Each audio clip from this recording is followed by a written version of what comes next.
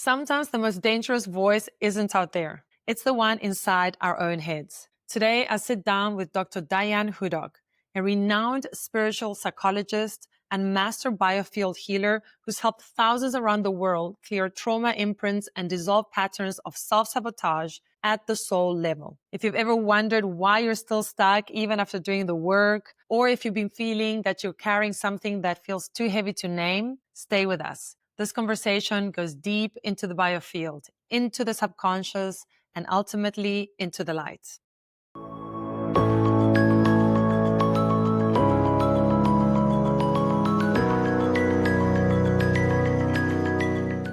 Diane Hudock, welcome. So good to have you. I was reading through your profile before this podcast, and I must say I was very impressed. Lots of qualifications, lots of certificates. I got the feeling that you take this seriously, that you're very proud of what you do and you know your worth. And I love it that you are kind of stepping up the spiritual game, so to speak, if you know what I mean. Because spirituality is not often taken very seriously by everyone. A lot of people do, but a lot of people don't because it doesn't have scientific backed data, right? It's not science. And, how can you prove this? Blah, blah, blah. Of course, it's on the rise and we're doing better in terms of the understanding of what spirituality even is, right? And how spiritual practitioners work. But I do appreciate when people take it seriously and, and study and also just elevate it a little bit. Is this true? Yeah, it's true. Thank you, by the way. It's true. And also the opportunity, and I really mean this not to sound cliche, but there's a seriousness of purpose because the work that we're doing, it is serious. In some cases, in many cases, it's literally life or death. And we'll get into why that is. Okay. Because our whole life is about choices. And if you start going down the rabbit hole of listening to a voice in your head that is a counterfeit God, it's going to take you off-roading into a lot of, we won't we won't say bad words here, but it's going to take you into things that are not going to be so pretty.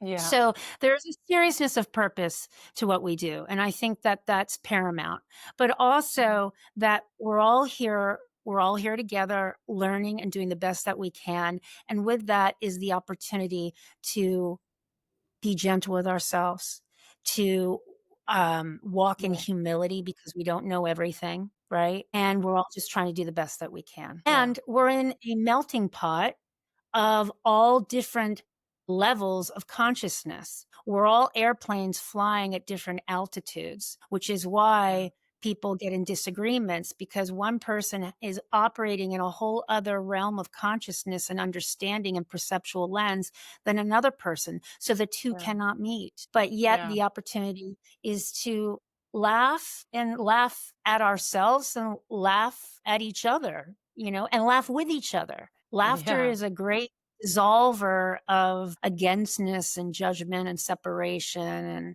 and even unnecessary taking ourselves too serious. Yeah. But do you think that, and I struggle with asking this question because I also know it's so like an individual perspective, but do you think humanity is heading to a good place or not? Or is it always going to be like this? Or is it all, are we always going to have contrast? And in a way, does it really matter where we are in our journey at all? Or are we really making a difference by helping? And are we heading to a good future? Those are great questions, and each one warrants a proper response, but I'll try to respond to kind of what is in my consciousness right now, because there's a lot of answers to what you just asked, and they would take us in different directions. One is, I think of Charlie Kirk, who in America was just lost his life in a very horrific way, as many people know, as the shot heard around the world, I think. And I think of something because he's on my mind naturally, and something he said at one point. And he commented on this, I think it was like a billboard or maybe it was on a bumper sticker on the back of a car. And it said, "The world is better with you in it." And he said, "Is it?" 'Cause really, shouldn't that be a question? Is the world better with you in it? Mm, Because for some people, the world's not better with what you've been running up until mm, now. And it doesn't mean that you're any less a divine, complete, whole human being, right? God eternal within the body, spark of God, spirit, all of that, mm, beloved. Doesn't mean you're any less of a divine being. It's just your choices have taken you where they've taken you, and they've and the experiences you've had, good, bad, or indifferent, have informed your life. And mhm. so healing is at hand. Healing is the call. So what I'm getting at is, I think it's an opportunity for all of us to ask ourselves, is the world better with us in it? And if it's not, find out what choices you're making so that we can all individually feed into the collective magnetic energy so that we can all create a better world. I think of another thing like Marianne Williamson, who said, you look at a homeless person on the street, don't feel sorry for them. Feel sorry for yourself because you're part of the problem. Mm, Because we all are, yeah. if you look at it quantum physically, right, we're all entangled. We're all influencing But then the does it field. matter? Does it even matter then that we try? Then we might as well just Yeah. like sit back and do Well, nothing. yeah, and you could do that, and you get to find out how unfulfilling that is, and you go, "What's the point?" Yeah. So, you just are disconnected to the divine opportunity that is Mm. life. How it makes so much sense that it really is about you. Because at the end of the day, it is about how you feel every single day. It's not about how humanity feels or where we're even going, right? The important thing is I having a good experience, and I can choose to have a good experience or a fun and a positive experience, or I can choose to have a bad one. So in a way, what I'm trying to say is that does it really matter where humanity is going? Is it going to, better place or a worse place? It only matters where I'm going, if you think about it. I think that it could potentially move us into a self-love toxic cesspool, and really the highest state that we can stand in on planet Earth is to be of service. To be of service is to be Mm. positioned in your loving, but to not make it about you, to be there for others, because we'll find out, and everyone eventually does, that what is most fulfilling is not what's in your bank account. It's not the clothes on Yeah, your but back. putting yourself first or loving yourself Uh, means being fulfilled, right? yeah, So if service fulfills you, then that's what you'll do because your fulfillment is your goal. And if your fulfillment will come from that most of all, which it does because we know that. So you might be of service. But if you feel like lying on a beach and being by yourself for the rest of your life because that truly fulfills you, then go for it. you can do that. But when we're talking about gravity and you talk about wanting to change the world, Yeah. it's really about, it's not about isolation. It's about unity. Healing is not isolation. There are parts of it where to be with God, it's not about being lonely. Lonely is a state of mind, but it requires aloneness, which is different than being lonely. But to be able to heal, go to people like you, me, people on Oracle,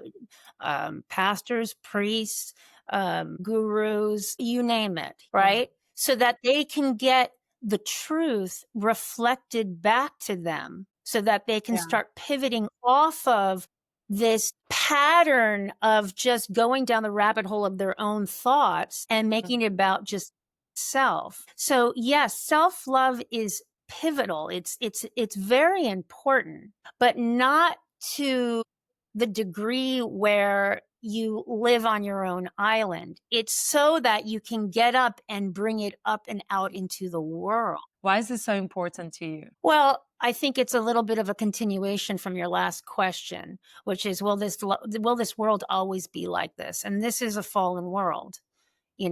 depending on your belief system, depending on your faith, depending on all of that. It doesn't really matter. You can use different names and it's saying the same thing. Negative forces, the loyal Mm. forces of the opposition, Lucifer, Satan, darkness, right? It's the game of Star Wars here, light versus dark. It's a Mm. spiritual war, but we've always been in a spiritual war. We're just in a different part of the timeline. However, Earth is divinely designed that way with contrast. It's designed up until now to be a place where there are angels that are fallen, that Satan is the prince of the peace of the air. I didn't write that. And he's the ruler over this third dimensional realm. A lot of people don't understand spiritual things, so they'll say it's something else. But the truth is, all you have to do is look around and see what's being propagated on you, and what is bad for you is good, and what is good is bad. What is evil is good, and what is good is deemed evil. This is a Mm. world of reflection. And then if we look at it a little bit deeper, we're only getting 1/6 of the spectrum of light. We're not getting the whole picture. So this is a place of contrast by design. Why is that important? Well, because as souls, we learn through contrast. If everything was easy, we'd have no vehicle to utilize in service to our soul's growth and upliftment. So we could consider this fundamental principle that everything in physical world reality exists, not some things, everything. Mm. Everything in physical world reality exists on planet Earth for the sole purpose of your growth and upliftment. So bad things happen here. Mm. Negativity exists. Evil exists. Different levels of consciousness exist. Trauma takes place here, but we have the opportunity as a soul to utilize that, or these experiences, so that we can transmute them, so that we can see them, we can reframe them as preparation. Yeah. And that we can see the power that has always existed within us, that we literally are the shapeshifters of our own reality. And ultimately, who we're really shadowboxing is ourself, which takes us Mm. back to having a clear lens of who you are and of whose you are, where you came from, which is the God source or the divine or the So light or I Christ.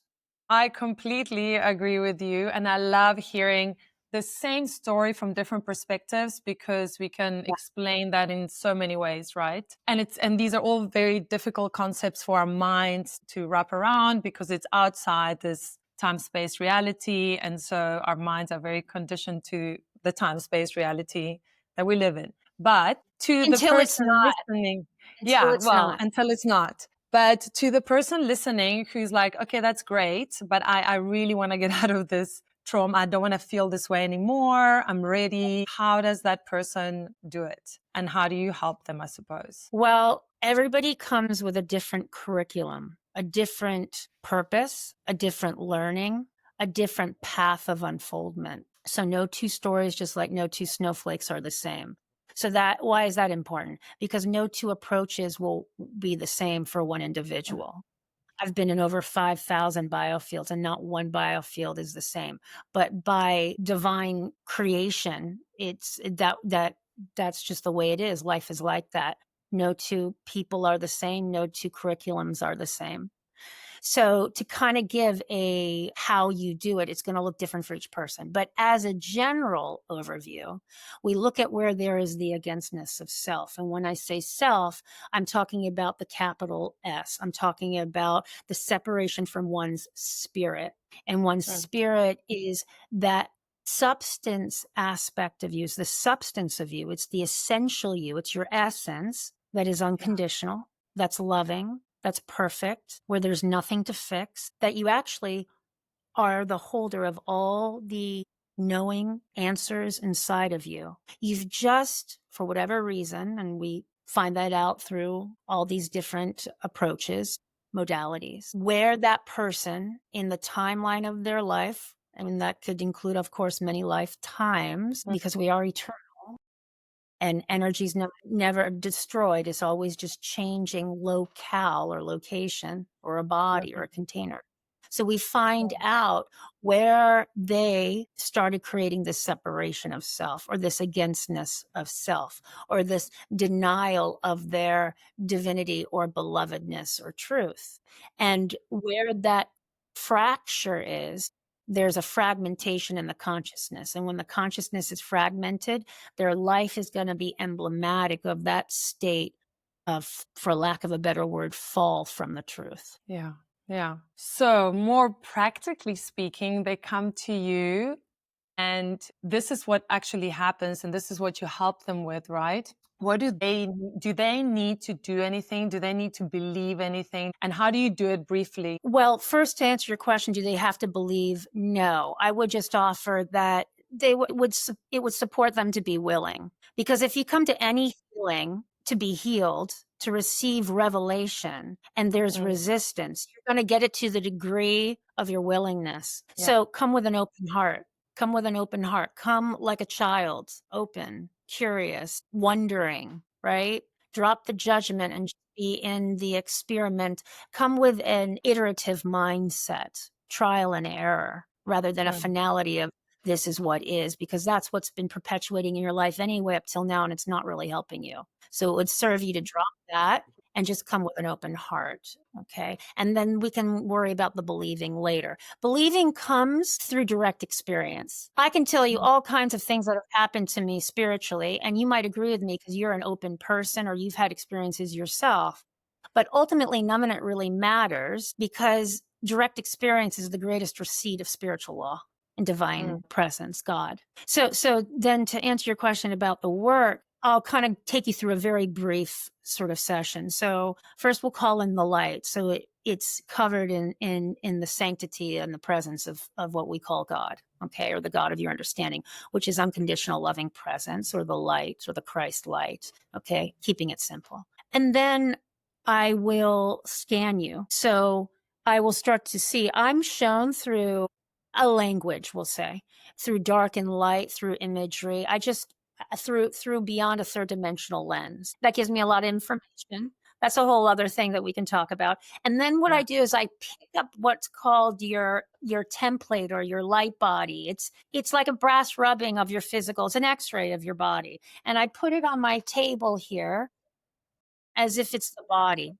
I love working. I work with people all over the world, all over Asia, Philippines, Japan, London, Italy, Germany, United States, of course, Hawaii. Distance doesn't matter, as many people probably watching this understand. By definition, the quantum's not relegated by time or space. And this work is traveling faster than the speed of light. So I love working remotely because it gets the body, which is a distraction, out of the way. Your issues are not in your body. Your issues are in the consciousness. And consciousness is not relegated by time or space. So I pick up your light body and I put it on my table. And with that, I get a whole template information of what's going on electrically. Sometimes the template will be like this. Sometimes the template will be like this, or going like that. Sometimes it'll be truncated left, right. There's a whole language to that that tells me how you're doing you. You might have your feet way up in the air, which tells me you're definitely not grounded. You need a piezoelectric charge. You need to hug a tree. You need to get grounded. You're not in your body. If you're not in your body, you're not embodied. You're disembodied, right? And you're definitely not empowered. So we don't want to be straddling two worlds. We want to have our fullness of being, spirit, soul, embodied, not straddling different atmospheres, dimensions, and worlds. Okay. That's a fracture in and of itself. So then I will then find where there's distortions, and we look at that through the lens of the chakras. That's one lens of a myriad of possibilities. We could go into the inner realms of consciousness, because sometimes things are held in the mental realm, sometimes things are held in the etheric realm, sometimes things are held in the causal realm. This is a whole other level of looking spiritually. And then what I do is I find the edge of a person's biofield, which is the electromagnetic field that surrounds the body. And it's the iCloud storage of your life, of your consciousness. It stores every event that ever was, every thought form, every trauma, right? And also every sort of birth. And birth doesn't have to mean the birth of a baby. It could be a wedding a marriage that you had. It could be a spiritual awakening that you had. It could be a really high point in your life, like the job of your dreams came into the fold. And Spirit's just showing me that because there's resource there to pick up and bring back into the place of the body that needs it. So that's sort of the overview. And what I'm using, you can see back here is I got tuning forks. And tuning forks are just a wonderful biofeedback mechanism because we're made up of light and sound. It's Genesis 1. You don't have to, be religious to read that book, but that book is a template for creation because we're made up of sound and light. Just read page 1 and it breaks it down. So what we're doing is we're gathering up biophotons and biophonons, aspects of your creation that got lost out here through trauma. And this is a very scientific thing. Actually, one of my mentors, Eileen McCusick, who's the founder of Biofield Tuning, part of her thesis and her master's is that she would take a flame up to plants, and it was measurable that these plants would emit biophotonic activity. They'd be screaming because they'd be feeling the fear of the flame. They have a nervous system. An apple has a nervous system. We all have a nervous system. And when we are in threat, when there is trauma, when there is stress, when there are really difficult conditions, events, experiences, we lose light. A divorce allows a person, or maybe allows not the right terminology here, you lose light. When someone is in an active state of death and hospice, we know it's measurably found through certain technology that people are losing a lot of light at a rapid pace, which is why it's not really considered integrous to do a biofield where you're scooping up light and putting it back in the body, because it's the natural death process where they're shedding their lights realm and this container, this spacesuit, and go off into another dimension, another locale. So that's sort of the overview. And in the biofield, we're getting all kinds of information. We're finding places where there's lost resource. We're finding source points where there is trauma. We're finding perturbations, blockages, distortions. It's a myriad of things. If I get outside of the ionosphere, which is the edge of the biofield, it takes me into pre-birth, past life, and we'll find where the source point of that particular trauma that's most pervasive, that's running them right now is, and we will clear it in real time. And there are processes to do that where you clear the consciousness. To just be simple for this podcast, one of the things we do is we do forgiveness, because you cannot heal without the presence of forgiveness. How do you do that? Very briefly, you said you put the light body on your desk. Is that a mental image like that you do it, or how do you do it? And then is it something that you're feeling? Is it something that you're seeing? Is it something that you're working with your hands, tuning fork? And is it because you're gifted, or could somebody else also learn to do this? Yeah.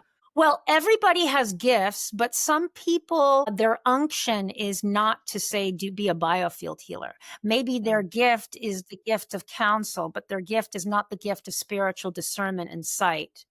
But they want to do it, but it's not their assignment. You're becoming a servant for God, and you're using the gifts that God gave you, which for me is spiritual sight. I also can hear, so I get it audibly, and I get a download. So if I won't do it now because, then this work becomes one of a sort of Vegas show act. And I don't do that. It's like, oh, can you show me what you see in me now? It's like, yes, I can, but I don't want to operate that way because this is very sacred work. But when you attune to that, then the information comes again faster than the speed of light.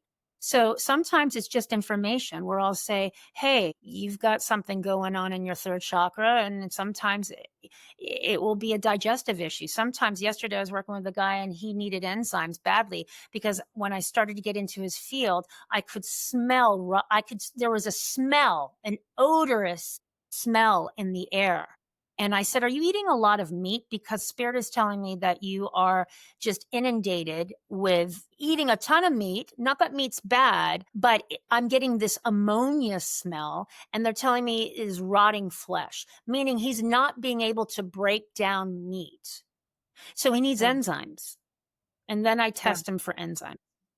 So Yeah. how I see it is different for each person. When I get into a field and I'm using a tuning fork, the tuning fork has its own language where it gives me resistance. It goes up, it goes down. I'm shown things in the spirit, and then I'm shown what there is to clear. And then I'll take them through a process so that they get off the againstness of self or the misunderstanding of that particular event, which they've been holding in their consciousness as a judgment. And I take them through a process to clear the consciousness in real time. And then what happens is things just start to unfurl. There's a very powerful thing about acknowledgement. It's like you only know what you know until you know more. So it's like, "Oh, I didn't realize I was doing that," until you realize you were doing that. It's like if you're being rude to someone, right? But you don't know that you're being rude, and someone says, "Hey, that was really rude." But if you don't know that, you'd be like, "Oh, I'm sorry, I didn't know." It's just like that in Mm. life. You're not aware of your blind spots until there's someone that has that skill set or gift. Skills and gifts are different, but combined to show you and reflect back to you what how you were misinterpreting reality. And then what happens is you start to come into an awareness, a new awareness, and an acknowledgement of where you missed the mark. And then we clear the consciousness. And then what happens is all this resource starts to flood back into those areas that have been begging for it. So it actually happens very quickly. And you don't have to relive the moment or the experience like many people might believe. If all of this is true, which I full heartedly believe, but if all of this is true, all right, and this is how it works, and this is how we can heal ourselves, why isn't everybody doing it? And what will it take for people to believe it and use it and start using it as opposed to going to the doctor or taking a pill or not figuring it out? Everybody comes here with a curriculum. Every soul has their own process, divine, perfect process of unfoldment. And I think the biggest epidemic on planet Earth that precipitates suffering is that you don't have a spiritual life. You don't understand where you came from, you don't understand what you're made of, and you don't understand spiritual things. And because it is a world of deception, a lot of people will go off into things of like, it's not that all New Age is bad, but there's also a lot of charlatans out there. And there are a lot of people that are promoting things that are not accurate. They're actually working with, we call them, and one term is a familial spirit. They're not working with the straight shot, the highest source that is life giving and life sustaining. But that's okay too, because that may be part of their learning. They have to go down a path of charlatanism or deception so that they can find out what that is and then move into an experience of what is true. And that's why I say direct experience is the most powerful thing we have. So Yeah. the opportunity is to get going, finding out what it means to be beloved, to be loved. And so why aren't everybody doing it? It's because the consciousness that they're at right now and where they're at. Everyone's life, all you have to do to know where you're operating is to just look at what's going on in your life. Now, it doesn't mean that if you have more things, you're more conscious. No, because there are people that are evil people that have a lot of things, but they have a heart of coal. But it's more about the level of your loving. If Mm. you really want to know where you're at in your conscious unfoldment, look at the level of loving and look at the level of service and upliftment you're bringing to others, which takes me back to our earlier part in the conversation where I referenced Charlie Kirk seeing that bumper sticker and it says, "The world is a better place with you in it." And I offer, is it? We all have an opportunity to make this world a better place. And with that, the opportunity is to become self-realized, like Paramahansa Yogananda and every great prophet or spiritual teacher or master has offered to us. Yeah. So you're not going to find it in this world. You're going to find it in your heart. You're going to find it in your spirit. And the opportunity is to yoke yourself to that part of you that is eternal, that is comes and is made from the substance of love. And if you can't get to love, start moving into a level of neutrality as a consideration rather than negativity or againstness. Amazing. Amazing, Diane. Really, and I wish we could keep talking. I really do. I think we will have to do another podcast another time. And thank you for being on Oracle. And hopefully, I'll be doing a session with you soon. Who knows? I'm here for you. Thank you so much, Thank Wanda. you.